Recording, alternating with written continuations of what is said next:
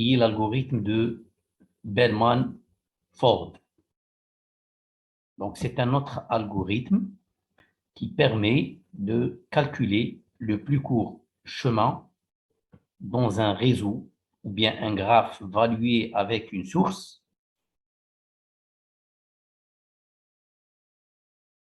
dans des réseaux qui contiennent des circuits à longueur négative. Donc, qu'est-ce que ça veut dire à longueur négative? Donc, avec Dijkstra, nous avons dit que Dijkstra ne peut pas calculer le plus court chemin dans un graphe qui contient des points négatifs. D'accord? C'est-à-dire des graphes contenant des valeurs négatives sur les arcs. Donc, il est limité. Donc, on peut pas, on ne dit pas qu'il ne s'applique pas, mais il ne donne pas le meilleur court chemin. D'accord? Donc, l'autre algorithme qui permet de calculer le plus court chemin dans n'importe quelle situation, c'est-à-dire même avec l'existence des poids négatifs, avec l'existence des circuits de poids négatifs, l'algorithme général de Ford, ou bien l'algorithme de Bellman-Ford, avant de calculer le plus court chemin, il va vérifier l'existence d'un circuit absorbant. D'accord? Donc, il va vérifier l'existence du circuit absorbant. Donc, le circuit absorbant, c'est un circuit, comme son nom l'indique, c'est un circuit qui absorbe les poids. Qu'est-ce que ça veut dire ça? Donc, ici, nous avons un exemple sur ça. Voilà. Donc, nous avons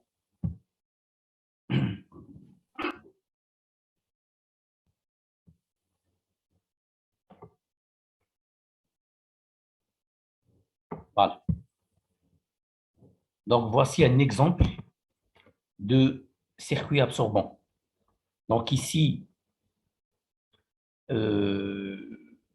nous avons un arc de poids négatif qui est l'arc qui part de C vers B. Donc, c'est un arc de poids négatif. C'est en partant de S vers B, on peut faire plusieurs chemins. Donc, et aucun de ces chemins ne présente ni le meilleur plus court chemin. Donc, je peux aller directement de S vers B avec une longueur de 6. Une fois que je passe sur C, la longueur devient 9. Je reviens sur B, la longueur devient 9 moins 6, c'est 3. Encore une fois, je bascule vers C avec 3 plus 3, 6. Et je reviens encore une fois vers B avec 0. Donc, on remarque bien que la distance se diminue. À chaque fois qu'on passe par l'arc, les deux arcs, ou bien le circuit BCB, on réduit la longueur, d'accord, de moins 3. Parce que moins 6 plus 3 est égal à moins 3. Donc, à chaque fois que je fais le circuit HEDA, la distance c'est moins 3. D'accord? Donc, le plus court chemin ici, il est indéterminé. C'est-à-dire, on ne peut pas le calculer, on ne peut pas le déterminer. Donc, dans cette situation, Dijkstra va vous renvoyer une solution dite réalisable, mais pas la meilleure. Donc, atteignez une solution réalisable, c'est-à-dire atteignez le plus court chemin dès la première vue. D'accord? Mais, en réalité, le plus court chemin, il est indéterminé parce que le chemin de S à B est de longueur et sa longueur tend vers moins l'infini. Donc, dans ce genre de graphe, dans ce genre de problème, le Dijkstra n'est pas c'est-à-dire n'est pas adapté. D'accord? Donc, il faut utiliser un autre algorithme qui permet de détecter la présence de ce circuit, qui est l'algorithme de général de Ford, ou bien l'algorithme de Bellman-Ford. Donc, cet algorithme, dont le principe, il ressemble celui de Dijkstra, mais il va en profondeur plus que Dijkstra. Qu'est-ce que ça veut dire ça? Ça veut dire que dans l'algorithme du Dijkstra, nous avons vu que le test se fait localement. Qu'est-ce que ça veut dire? Ça veut dire que si je prends un sommet, d'accord? Je prends par exemple ici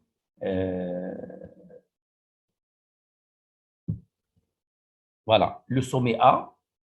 À ce niveau, je regarde les successeurs de A, direct, successeurs directs de A.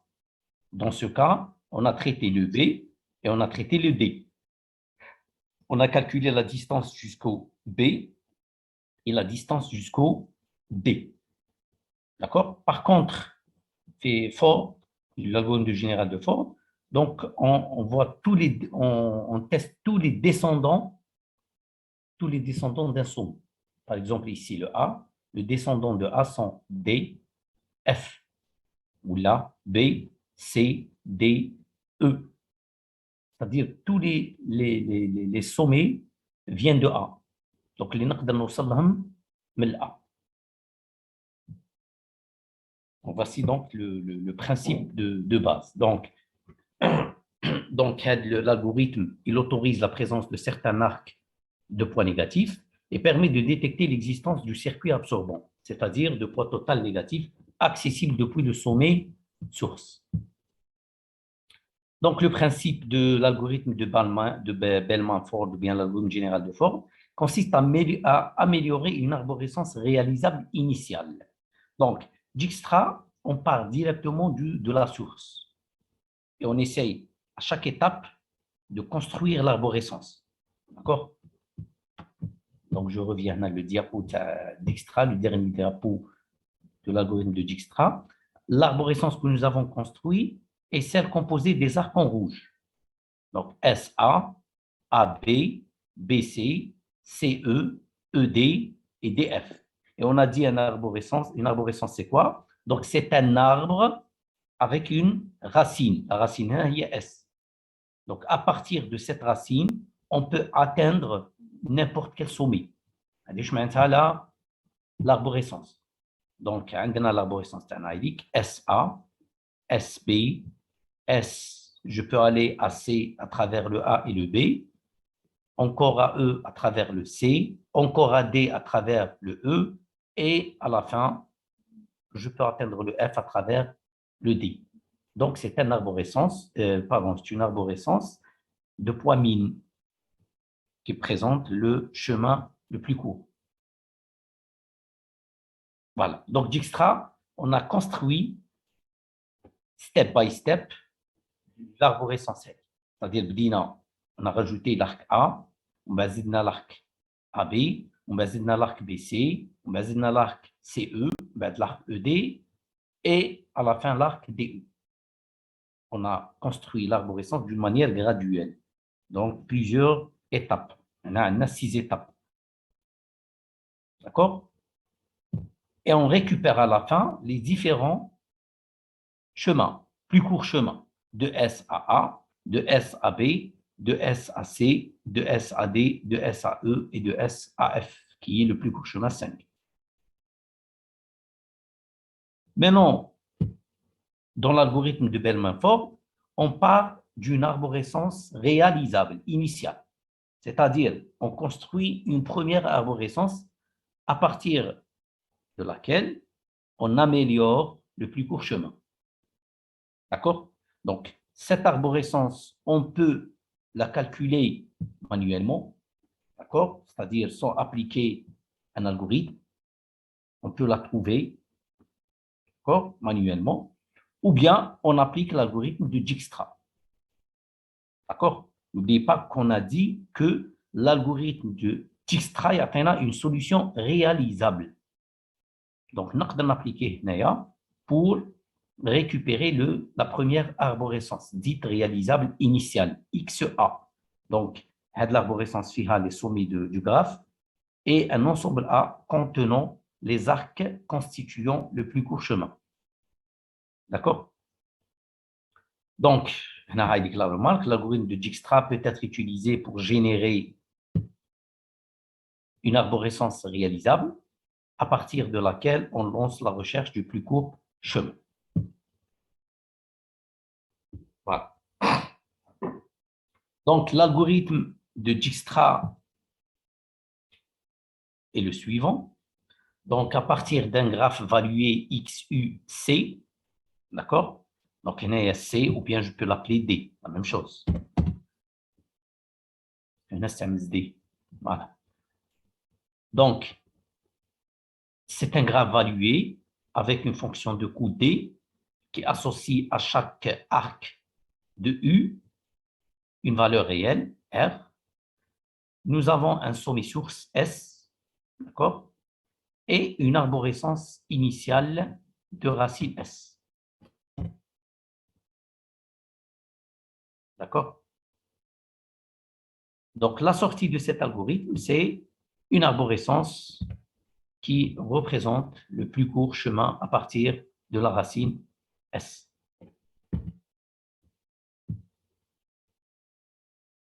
Cet algorithme est composé de 3 étapes.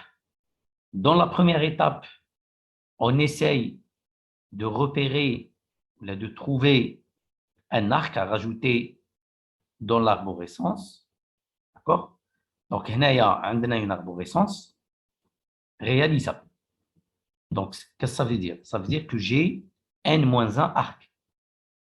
Et on veut avoir la meilleure arborescence. D'accord? Donc, le départ, c'est une arborescence réalisable, une solution réalisable.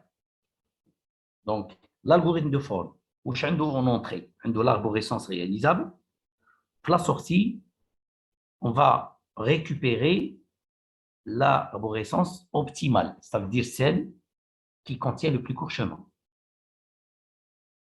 Donc l'algorithme de Bellman, qu'est-ce qu'il va faire? Il va enlever des arcs et les remplacer par d'autres. C'est-à-dire que l'algorithme de Bellman, à chaque étape, on a un arc يخرج وun arc يدخل, est remplacé. L'arc qui يخرج من l'arborescence réalisable ou l'arc entrant, il mais les arcs c'est U, c'est le réseau, le graphe de départ. Donc, c'est le principe. Donc, نخرجوا un arc, on en remplace un arc meilleur, c'est-à-dire un arc qui contribue positivement à la construction du plus court chemin. Voilà. Donc, la première étape, on va rechercher l'arc entrant. D'accord? Donc, c'est la recherche de l'arc entrant. Comment on le recherche? D'accord? C'est à travers cette équation, une équation. Donc, je معناتها عندي deux sommets, x2, x1. Donc, le sommet source est x1 ou le sommet destination l'arrivée ou le sommet x2. Le d, c'est la distance sur l'arc reliant ces deux sommets. Par exemple, ici, عندنا الA هو x1 وعندنا d هو x2. و dx x1 x2 هو 3 اللي هو d AB AD. Donc, l'inéquation هذيك c'est quoi? راح نحسبوا la distance اللي عندي هنا. D'accord? C'est pi d moins la distance jusqu'au sommet A, il y a pi de A. Donc, لازم هذه la distance اللي عندي في D ناقص la distance اللي عندي في A. D'accord? لازم تكون أكبر من 3 باش نقدر نرومبلاسي نخرج النارك وندخل لاركاد. D'accord? Ça veut dire quoi? Ça veut dire راني وصلت للدي une distance qui est supérieure à celle, d'accord, si je passe directement par A. يعني راني وصلت للدي من un autre chemin, d'accord, supposons هنا عندي 8 وهنا عندي 4, d'accord, donc عندي 8 هنا و 4 هنايا.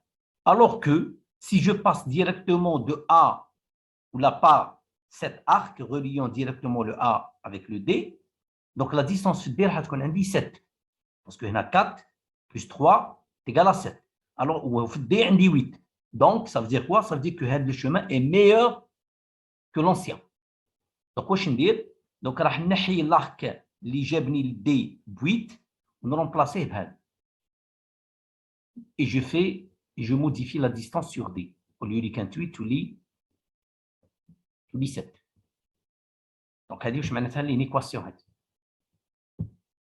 هذه. Ça veut dire que Px2 moins Px1 moins la distance supérieure à 0. Pour que je puisse prendre l'arc هذا x1, x2. إذا كان هذا l'arc n'existe pas, ça veut dire quoi? Ça veut dire que l'arborescence est optimale. D'accord? Ça veut dire que toutes les distances sont optimales. Sinon, إذا كان هذا l'arc existe, ça veut dire que je peux améliorer l'arborescence. Donc, je passe à l'étape 2. Dans cette étape, on va vérifier si l'ajout de cet arc x1, x2 génère ou crée un circuit absorbant. La différence avec Dijkstra. Donc, on a une étape de détection, de vérification de l'existence d'un circuit absorbant. Si tel circuit existe, la solution, le problème n'admet pas de solution, donc je m'arrête, donc je sors de l'algorithme, donc c'est la condition d'arrêt forcé. Donc il n'y a pas de solution, il n'y a pas du plus court chemin, ça veut dire qu'il y a un circuit absorbant, sinon je passe à l'étape 3. L'étape 3, c'est dans laquelle on modifie les distances T. D'accord? C'est l'action. On a l'action. On a une détection. C'est l'identification de l'arc candidat. On a la vérification de la génération d'un circuit. Bon. Troisième, c'est l'action. D'accord? Donc, je peux considérer l'algorithme sous forme de 3 étapes. Une étape d'identification, une étape de vérification et une étape d'action. La de mise à jour, la de modification de la longueur du chemin. D'accord? Donc, je prends tous les descendants de x2. Donc, j'ai pris comme candidat x1, x2. On va de l'étape, je prends tous les descendants avec les descendants de x2 dans l'arborescence xa. D'accord? Donc, je prends tous les descendants et je calcule la distance, la nouvelle distance, qui est quoi? Donc, c'est l'ancienne valeur, l'ancienne distance jusqu'à x2, d'accord? Jusqu'à x2, moins la quantité head. Donc, une chose, est-ce que la nouvelle distance est minimale par rapport à celle-là ou non? D'accord? Donc, Px2 est égal à Px2 moins delta de U. Delta de U est donc, c'est Px2 moins Px2. D'accord? Plus pi de x1 plus d de x1, x2. D'accord? Donc, ça veut dire que le px2 là, il va recevoir quoi? Il va recevoir pi de x1 plus dx1, x2. D'accord? Donc, je modifie, je mets à jour la distance sur x2. Par quoi? Par, واش كان عندي في XA كيما هنايا واش كان عندي في الA نزيدوا له لا ديستانس هذه. دونك هذه elle passe في بي دو دي. سيبوزو هنا كانت عندي 2 نزيد لها 3 سي 5 elle passe في بي دو دي. دونك بي دو دي devient 5. Voilà. Donc T هنايا c'est terminaison. Ça veut dire que pour chaque sommet, d'accord, V qui est le sommet terminal, si vous voulez, d'accord, le sommet terminal de l'arc qu'on a choisi, X1, X2, qui maintenant c'est le X2. Bon, je vais montrer ça sur un exemple. Donc, nous avons le réseau qui ressemble celui de la dernière fois, sauf qu'ici, on a un point négatif, il y a au moins 3 avec. D'accord? Ce graphe, là, ce réseau, ne contient pas de circuit absorbant, il fiche le circuit absorbant, d'accord? Il fait des poids négatifs. Donc, ce graphe ne possède pas de circuit absorbant et le sommet S est une racine. Alors, ce problème admet une arborescence des plus courts chemins. Donc, madame, on a une racine S, d'accord? Ça veut dire que je peux atteindre n'importe quel sommet. Ou il ne contient pas de circuit absorbant, donc il admet une arborescence des plus courts chemins. Première étape, l'étape d'initialisation, d'accord, consiste à trouver une solution réalisable en appliquant, par exemple, l'algorithme de Dijkstra, d'accord. Donc, il la solution réalisable, un des premiers arcs de S à A, de S à B, de A à D, de E à C, de B à E et de D à F. Une première ébauche, la première arborescence des plus courts chemins. Une solution initiale, réalisable. Donc, on part de cette arborescence. D'accord? Qu'est-ce qu'on fait? Donc, à partir de cette arborescence, on va calculer, donc c'est l'étape 1, d'accord? C'est l'étape 1. Donc, on va calculer les deltas. On va calculer la quantité. D'accord? Je la compare avec 0, bien sûr. Donc, monsieur, l'initialisation de l'arborescence, comment? L'initialisation avec. Oui, bien sûr. Tu appliques Dijkstra par exemple, il attaque la première solution et tu pars de cette solution. D'accord. Donc, on va calculer pour tous les arcs n'appartenant pas à A. Vous allez prendre tous les arcs qui m'intéressent chez A, l'arborescence réalisable. C'est-à-dire les arcs qui m'intéressent هنا. D'accord? Les m'intéressent ماهمش بالأحمر هنا. C'est-à-dire vous allez prendre AB, AC, CB, CD, ED, EF. هادو les arcs que j'ai pris هنا. Donc les arcs qui sont au nombre de 6 n'appartenant pas à l'arborescence A. Et je calcule la quantité delta head. Donc il y a pi de B moins pi de A moins DAB. Pi de AC, il y a pi C moins pi A moins DAC, et ainsi de suite. D'accord? Donc on a l'étape head, l'étape 1. D'accord? On a l'étape 1. Après, qu'est-ce qu'on fait? Donc, il existe l'arc U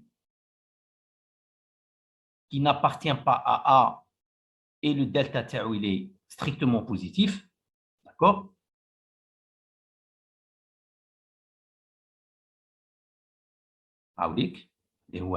C'est l'arc AB.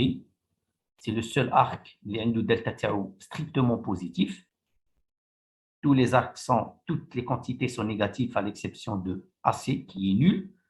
Donc le seul, donc c'est le candidat entrant. هذا هو l'arc اللي راح ندخلو ومن بعد نشوف شكون هو l'arc اللي يخرج. L'arc sortant de l'arborescence. Donc, l'arc AB, c'est l'arc candidat, c'est l'arc entrant. D'accord? Et l'arc sortant,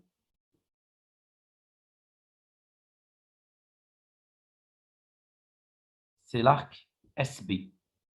D'accord? Bon, d'abord, l'arc AB ne crée pas de circuit absorbant. D'accord? Ne crée pas de circuit absorbant. Ah, كان في l'arborescence تاعنا. Il est là. L'arc AB n'était pas, pardon, j'ai dit une bêtise. L'arc AB, c'est l'arc qui n'était pas dans l'arborescence, donc c'est le candidat entrant, oui. Et on va choisir l'arc sortant. Je connais l'arc qui sort de l'arborescence. D'accord? Donc, comment choisir l'arc? Donc, d'abord, le AB ne crée pas de circuit absorbant. Donc, on peut le rajouter. L'arc sortant, c'est l'arc qui a l'extrémité terminale B. Donc, on va choisir l'arc V, qui a l'extrémité terminale, TV est égal à X2. Donc, on va choisir l'arc ayant terminaison B. Il y a la terminaison U, l'arc sortant, entrant.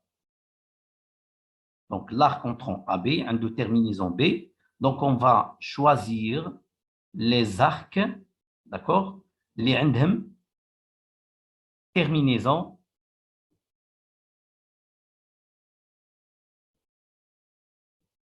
B. D'accord? Bon, nous avons B union descendant de sommet B dans l'arborescence XA. D'accord? Donc, les huma le E. D'accord? Avec donc, tous les descendants de benzidon. Donc, les عندهم terminaison B huma SB, CB. D'accord? ونزيدوهم le E. Parce que le E, c'est le descendant, c'est un des descendants de B. Donc, à le B, je peux aller à E. Donc, le E, c'est un descendant de B. D'accord? Donc, ensuite, je calcule le pi pour chacun de ces sommets. Pour le B, pour le C, pour le E. D'accord? Donc, je suis à cette étape. C'est l'étape 3. Allez. Donc, je vais calculer le px2, il y a l'ancienne distance jusqu'au terminaison terminale de U, moins le delta هذا اللي حسبته من قبل. D'accord? Donc là, on va calculer le pi B à 0, pi C 3, pi E 1. D'accord? Donc ça, c'est la dernière étape. Juste après, on passe à l'itération 2. D'accord? Donc le sommet est le minimum.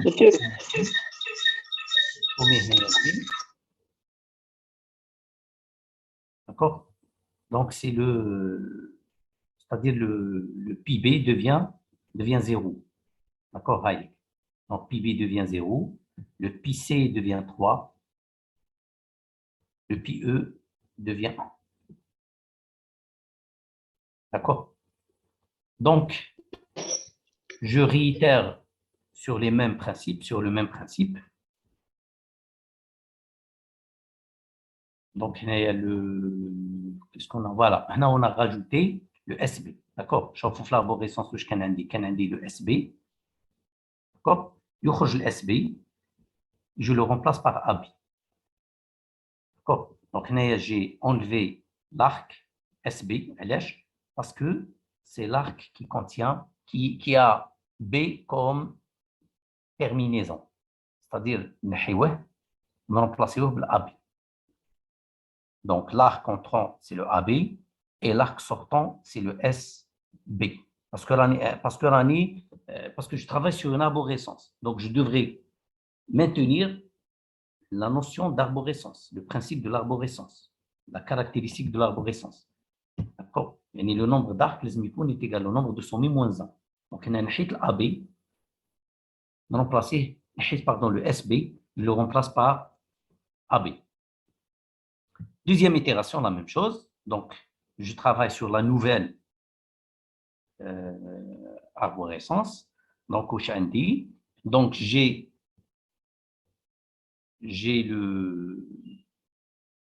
la nouvelle arborescence Heidik. Donc, je SB, AB. Donc, on a les mêmes calculs. Donc, je repère les arcs AA, c'est-à-dire les arcs qui ne contenant pas AA, les SB, AC, CB, CD, ED, EF. Les arcs n'appartenant pas à l'arborescence A. Je fais le même calcul, je calcule tous les deltas. Ben, je prends l'arc de poids strictement positif, de delta strictement positif, c'est-à-dire l'arc avec lequel je peux minimiser le plus court chemin. Donc, je récupère l'arc ED avec le ED, d'accord? Parce que هنا واش عندي 0 كيزيد لها 1 تولي 1 كيزيد لها 3 تولي 4 alors que في الدي عندي 5 donc l'arc candidat وهذا parce que هنا 5 moins 1 شحال